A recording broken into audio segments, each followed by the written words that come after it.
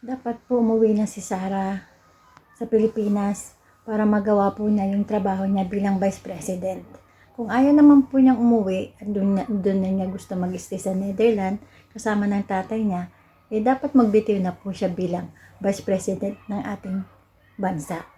Para naman doon sa rating na kumakalat, nabagsak ang rating ni President PBBM at si Sara Duterte ay napakataas. Doon lang po ay survey ng ilang tao, malamang 2,000. Samantalang tayo ay mahigit siguro ang nagboboto ay nasa 100 million. Ikumpara nyo naman sa taong 100 million sa ilang boto lang, sa ilang tao lang na sinorbe nila na 2,000. Unfair po yan kay PBBM dahil siya po ay nagtatrabaho. Halos siguro hindi na siya natutulog para lang gumawa ng paraan para sa ating lahat.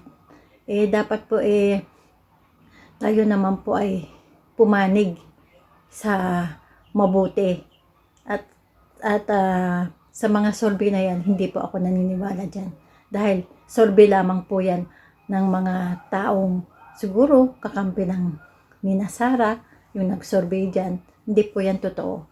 Kaya dapat po kung talagang tayo ay mabuting mga mamamayan, dapat po ay manalig tayo at dapat ay paniwalaan natin lahat ng ginagawa ng ating Pangulo.